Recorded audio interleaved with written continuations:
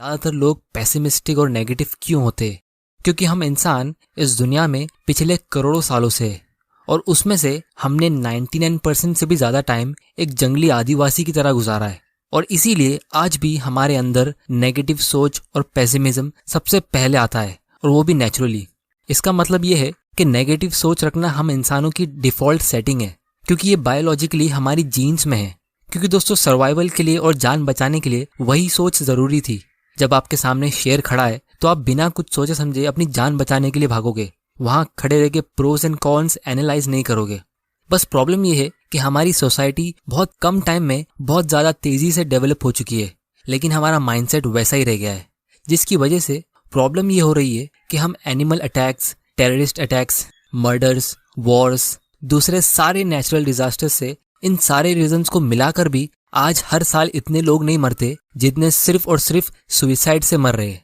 दोस्तों, ये सब मैं इसलिए बोल रहा हूँ क्योंकि जब भी हम लोगों से पूछेंगे कि वो स्टॉक मार्केट में इन्वेस्ट क्यों नहीं करते, तो वो कहेंगे कि उसमें रिस्क है, मार्केट क्रैश होने का और पैसा डूबने का डर होता है। उन्हें ये नहीं पता होता है कि खरीदना क्या चाहिए, कब खरीदना चाहिए, मार्केट फ्यूचर में कौन से डायरेक्शन में जाएंगे। इनफैक्ट बहुत लोगों को यही नहीं पता होता है कि ये स्टॉक मार्केट होता क्या है। टीवी में हम एड्स तो देख लेते हैं कि म्यूचुअल फंड सही है, लेकिन उसमें यह भी लिखा होता है कि mutual funds are subjected to market risk, और फिर हम उसे इग्नोर कर देते हैं, वरना ज़्यादा पैसे किसे नहीं चाहिए। तो दोस्तों, आज के इस वीडियो में हम ये 3 इंपॉर्टेंट चीज़ें जानेंगे कि ये स्टॉक मार्केट होता क्या है, ये रिस्क और मार्केट रिस्क क्या होता है, इसमें इन्वेस्ट करने का रिस्क कितना है और रिवॉर्ड कितना है, और लास्ट में मैं अपना एक मैसेज ऐड करूँगा और मैं ये भी बताऊँगा कि इसमें इन्वेस्ट नहीं करने का रिस्क कितना है। तो दोस्तों, वीडियो को एंड तक देख लेना, क्योंकि ये एक वीडियो आपके अमीर बनने की शुरुआत हो सकती है और आपके स्टॉक मार्केट का सारा डर इस एक वीडियो से निकल जाएगा, इस बात की मेरी गारंटी है। तो चलिए शुरू करते हैं। तो सबसे पहला सवाल जब मैं लोगों से पूछता हूँ कि वो स्टॉक्स में इन्वेस्ट क्यों नहीं करते, तो वो कहते हैं कि स्टॉक मार्केट में तो बहुत रिस्क है और जिसको इस रिस्क से इश्क है वही रिस्क लेगा, बाकी लोग क्यों लें। लेकिन जब भी हम लोगों से पूछेंगे कि इस रिस्क का मतलब होता क्या है, तो सब यही कहेंगे कि आप कोई खतरा ले रहे हो, आपके पैसे डूबने का डर है। और कुछ साल पहले जब मैं सेबी की रिपोर्ट पढ़ रहा था, जिसमें सेबी ने हम इंडियंस का एक सर्वे लिया था कि लोग स्टॉक मार्केट और म्यूचुअल फंड में इन्वेस्ट क्यों नहीं करते, तो सबसे बड़ा रीजन यही आ रहा था कि इसमें बहुत रिस्क है। मतलब not sure about safety of investment. मतलब ये कि लोग अपने इन्वेस्ट किए हुए पैसे को यानी कैपिटल को सेफ नहीं देख रहे, तो उसे ग्रो होते हुए सोचना तो बहुत दूर की बात है। और जब लोगों से ये पूछा गया कि रिस्क का मतलब होता क्या है, तो 32% लोगों ने कहा डेंजर और 22% लोगों ने कहा लॉस। और अगर आप गूगल भी करो तो उसका मीनिंग ये आता है कि आप किसी डेंजर में अपने आप को एक्सपोज करते हो, यानी खतरे में डालते हो। लेकिन दोस्तों, मेरे हिसाब से ये एक गलत मीनिंग है। सही मीनिंग समझने के लिए हम एक छोटा सा एग्जाम्पल लेते हैं। मान लो आप अपने फ्रेंड्स के साथ कोई लॉन्ग ड्राइव पे निकलते हो और शाम होते ही अचानक से मौसम खराब होता है, आपकी गाड़ी के कांच पे बहुत सारा फॉग जम गया है, जिसकी वजह से आपको ड्राइव करते हुए ज़्यादा क्लियरली दिख नहीं रहा है। तो यहाँ पे आपको पता नहीं कि कब कौन से टाइम पे कहाँ से स्पीड में कोई कार आ जाए या कुछ और बुरा हो जाए। और अगर आप फिर भी ड्राइव करते हो तो हम कहेंगे कि आप रिस्क ले रहे हो। लेकिन अगर आप ये डिसाइड करो कि आप एक नाइट कोई होटल में वेट कर लोगे और अगले दिन सुबह के उजाले में एकदम सुहाने मौसम में आप ड्राइव करके आगे बढ़ते हो और आप देखते हो कि रोड एकदम साफ है, तो अब आप ऐसे टाइम पे ड्राइव करके बहुत कम रिस्क ले रहे हो, क्योंकि अब आपको पता है कि एक्सीडेंट के चांसेस बहुत ही कम है, क्योंकि आपको पता है। इसे हम अंडरलाइन कर लेते हैं। तो बेसिकली आपने अपनी जान के रिस्क को थोड़ी समझदारी से मैनेज कर लिया, क्योंकि हम रात को ही खराब मौसम में अगर ड्राइव करते तो हो सकता था कि हम सेफली अपनी डेस्टिनेशन पहुंच जाते और अपना थोड़ा सा टाइम सेव कर लेते, और वही सेव किया हुआ टाइम हमारा रिवॉर्ड होता। लेकिन अगर कुछ बुरा हो जाता तो हमारी जान भी जा सकती थी, तो वो हमारे उस फैसले की वजह से लॉस हो सकता था। मतलब जब आप रिस्क लेते हो तो आपके फैसले से कुछ अच्छा भी हो सकता है या बुरा भी हो सकता है। हमारे रिस्क लेने के फैसले का नतीजा हमको एडवांस में पता नहीं, हमें पता नहीं, इसलिए वो रिस्क है। इसको अच्छे से समझने के लिए हम एक और एग्जांपल लेते हैं। मान लो आप बाजार में घूम रहे हो और आपको एक वाटरमेलन खरीदना है, यानी तरबूज, लेकिन आपको पता नहीं कि ये अच्छी क्वालिटी का है या नहीं, अंदर से लाल होगा या वाइट। तो अगर आप इसे ऐसे ही खरीद लोगे और अपने घर लेके आ जाओ तो आपने रिस्क लिया, क्योंकि आपको पता नहीं ये कैसा होगा। लेकिन अगर आप इसे दुकान वाले के पास ही कट करवा के चेक कर लो तो आपका रिस्क ऑटोमेटिकली खत्म हो गया, क्योंकि यहाँ पे आपको पता चल गया। तो दोस्तों, अगर आपने इन दोनों एग्जाम्पल्स पे ध्यान दिया तो हमें यहाँ पे एक बहुत ही इंपॉर्टेंट चीज सीखने मिलती है जो हमें अपनी पूरी लाइफ में काम आएगी। वो ये कि रिस्क का मतलब होता है अनसर्टेनिटी, मतलब आपको पता नहीं। क्योंकि अगर आपको किसी इवेंट का नतीजा पता है, यानी उस इवेंट का आउटकम, तो फिर आप उस हिसाब से अपने एक्शंस लोगे। जैसे अगर आपको पता है कि कोई कंपनी खराब है या फिर मार्केट क्रैश होने ही वाला है जिसकी वजह से स्टॉक के प्राइस गिरने वाले हैं, तो फिर आप स्टॉक्स को खरीदोगे नहीं। अगर खरीदा है तो आप उसे बेच दोगे। फिर उसमें रिस्क या कोई लॉस का सवाल ही पैदा नहीं हो रहा है। आप स्टॉक को शॉर्ट सेलिंग कर सकते हो, जिसमें हम गिरते हुए स्टॉक से पैसा कमाते हैं, या फिर आप मार्केट क्रैश होने से पहले सोना खरीद सकते हो क्योंकि आपको उस इवेंट का नतीजा पता है। तो दोस्तों, फाइनेंस की दुनिया में हो सकता है कि वही बुरा इवेंट किसी और के लिए बुरा था लेकिन आपके लिए अच्छा और प्रॉफिटेबल हो जाए। तो किसी स्टॉक का गिर जाना या कोई बुरा इवेंट हो जाना रिस्क नहीं होता है, वो सिर्फ एक पॉसिबल आउटकम है, उस घटना का सिर्फ एक नतीजा। आपको वो आउटकम पहले से पता नहीं था, या आपने जानने की कोशिश नहीं करी, या आप पता नहीं लगा पाए, वो एक्चुअली में रिस्क होता है। तो अगर आप थोड़ा गौर करोगे तो आपको पता चलेगा कि हम अपनी लाइफ में रोज रिस्क लेते हैं। जब आप रोड क्रॉस करते हो, जब आप ड्राइव करके ऑफिस से घर जाते हो, जब आप कोई छोटे मोटे बैंक में अपना पैसा डिपॉजिट करते हो, इनफैक्ट जब आप घर से बाहर निकलते हो, तब भी हम एक टाइप का रिस्क ले रहे हैं क्योंकि हमें पता नहीं कब क्या हो जाए। लेकिन हम इन सब चीजों के बारे में इतना डरते नहीं है और ना ही इतना सोचते, क्योंकि हमने कुछ आदतें अपनी अंदर डाल ली है जिसकी वजह से हम ये डेली रिस्क मैनेज कर लेते। कुछ आदतें हम खुद ठोकर खाकर सीखते और कुछ आदतें हमारे पेरेंट्स हमें पहले से ही सिखा देते कि बेटा ध्यान से ट्रेन में चढ़ना, अगर ज्यादा भीड़ होगी तो छोड़ देना। और फिर कुछ टाइम बाद हमारा डर भी अपने आप निकल जाता है। उसी तरह स्टॉक इन्वेस्टिंग में भी हम कुछ आदतें अपने अंदर डाल सकते हैं जिससे हम अपने इन्वेस्टिंग के रिस्क को मैनेज कर सकते हैं, और फिर कुछ टाइम बाद आपका डर भी अपने आप निकल जाएगा। तो दोस्तों, उम्मीद करता हूं कि आपको इस रिस्क का थोड़ा आइडिया मिल गया होगा और ये पता चल गया होगा कि रिस्क का मतलब डेंजर या लॉस नहीं होता है, वो सिर्फ उसका एक नेगेटिव आउटकम होता है। और मैं सिर्फ इतना बोलना चाहता हूँ कि अगर कोई आदमी पूरा दिन घर में ही रहेगा ये बोल के कि बाहर तो जान का खतरा है, तो फिर हम उसे रिस्क अवॉइडेंस कहेंगे, क्योंकि वो रिस्क से पूरी तरह दूर होने की कोशिश कर रहा है। लेकिन उससे वो आदमी और कमजोर होता जाएगा और उसका डर और बढ़ता जाएगा। तो अब हम ये जानने की कोशिश करते कि स्टॉक मार्केट होता क्या है। दोस्तों, आप लोगों ने अपनी लाइफ में कभी ना कभी ये तो जरूर सोचा होगा कि काश हमारा भी एक बिजनेस होता और हम भी एक बिजनेसमैन होते, क्योंकि नौकरी करना किसे पसंद है? रोज सुबह उठ के ड्यूटी पे जाके अपने बॉस के ऑर्डर्स सुनना किसे पसंद है? लेकिन एक बिजनेस शुरू करने के लिए हम सबको पता है कि हमें बहुत मेहनत करनी पड़ती है, अपना जॉब छोड़ना पड़ता है, खुद के जेब से पैसा लगाना पड़ता है, हमें एक अच्छा आइडिया चाहिए, बहुत सारे लोगों का सपोर्ट और अप्रूवल चाहिए, फिर दिन भर उस नए आइडिया पे मेहनत करने के लिए उतना मोटिवेशन। और जब कोई बिजनेस नया होता है तो उसमें सबसे ज्यादा रिस्क होता है, मतलब हमें पता नहीं कि वो बिजनेस सक्सेसफुली चलेगा भी या नहीं, और अगर चलेगा तो कितने साल चलेगा। तो इसीलिए इस सारी प्रॉब्लम को सॉल्व करने के लिए हमारे पास स्टॉक मार्केट है।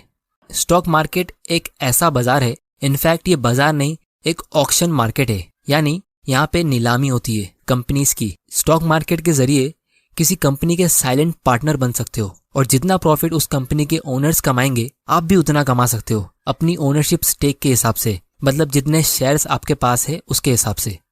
अब कुछ लोग कहेंगे कि वो अच्छी कंपनीज ढूंढे कैसे, और ये भी एक वैलिड क्वेश्चन है क्योंकि इंडियन स्टॉक मार्केट में 5000 से भी ज्यादा कंपनीज है। तो हमारे पास इसका भी एक बहुत ही बढ़िया सोल्यूशन है। अगर आप एकदम बिगिनर हो स्टॉक मार्केट में, आप सिर्फ इंडेक्स म्यूचुअल फंड खरीद लो और उसमें SIP सेट कर लो और उसके बाद अपनी नॉलेज इंप्रूव करते रहो। वो इसलिए क्योंकि जब आप कोई इंडेक्स खरीदते हो तो आप इंडिया के इतिहास की सबसे सक्सेसफुल 50 कंपनीज, जो पूरे इंडिया की सबसे बड़ी और सबसे पावरफुल कंपनी है, उसमें इन्वेस्ट कर लेते हो। और एक छोटे से अमाउंट से, जैसे 500 रुपए से, इतनी सारी कंपनीज के एक साथ मालिक बनते हो।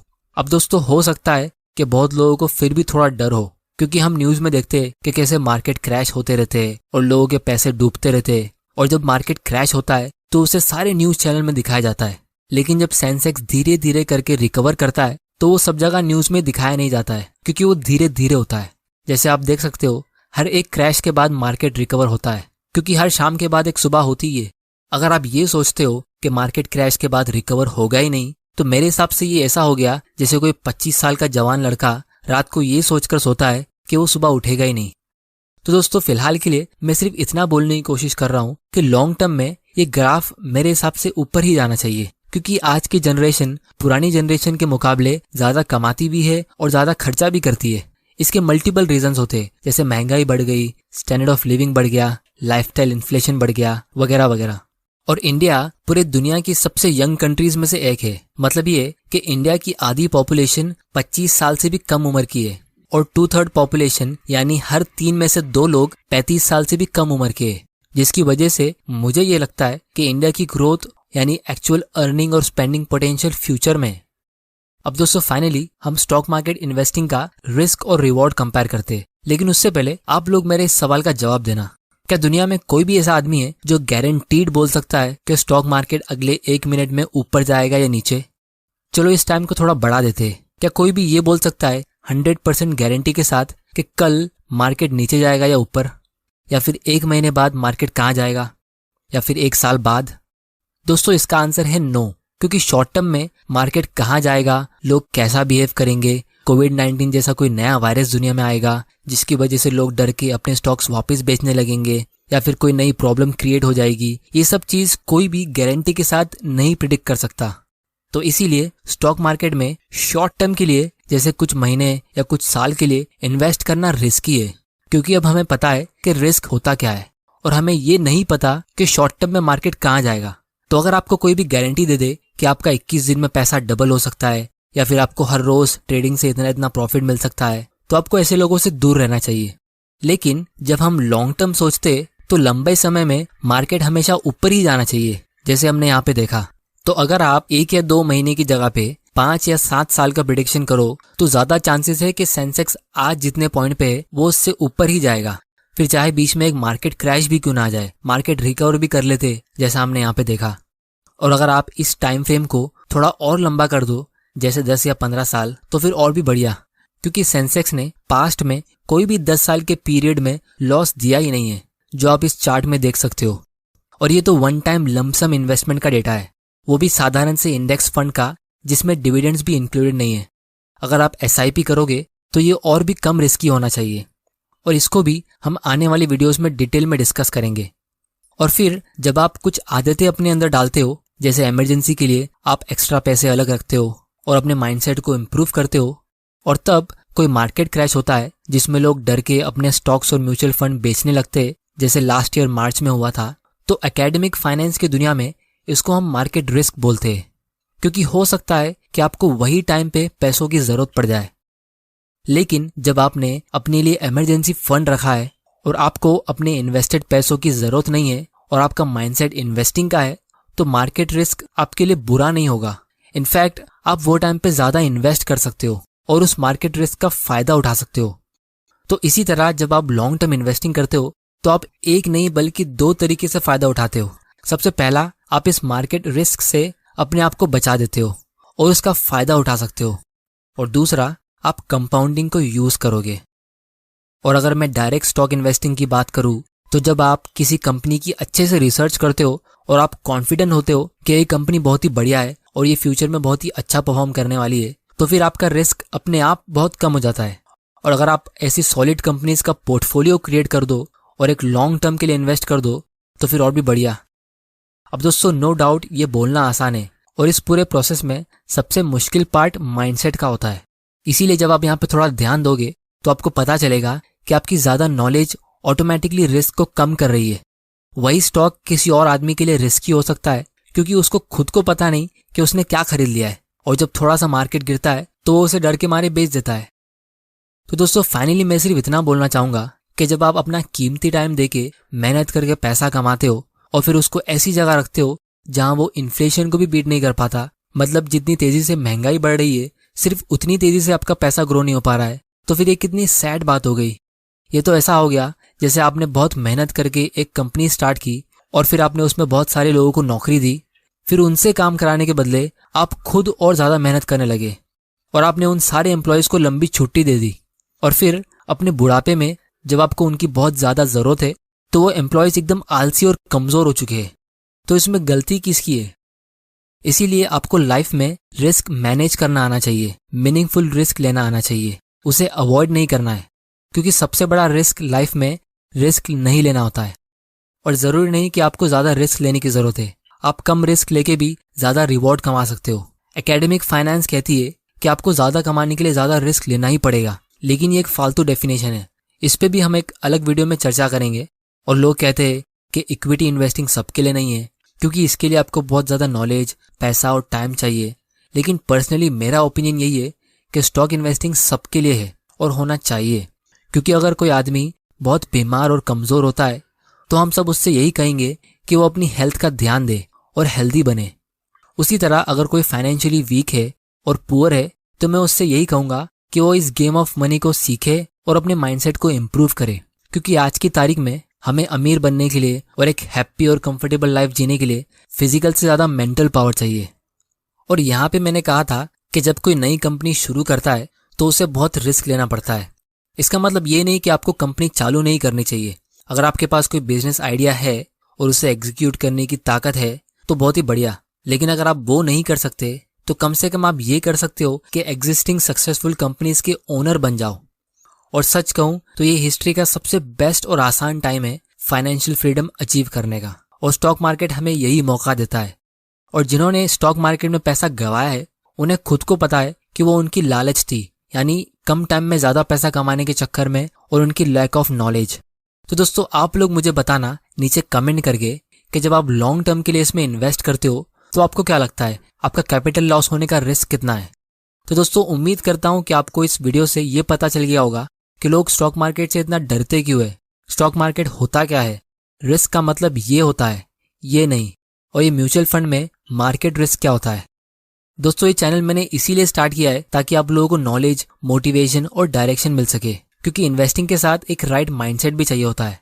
तो दोस्तों उम्मीद करता हूं आपको इस वीडियो से कुछ ना कुछ सीखने तो मिला ही होगा। अगर मिला है तो इसे अपनी फ्रेंड्स और फैमिली के साथ शेयर करो। इस चैनल को सब्सक्राइब कर लेना और बेल आइकन प्रेस कर देना ताकि आप ऐसे इंपॉर्टेंट वीडियोस मिस ना कर दो। अगर वीडियो पसंद आया तो इसे लाइक करो, नहीं पसंद आया तो डिसलाइक करो। आपका वैल्यूएबल टाइम देने के लिए thank you and good bye.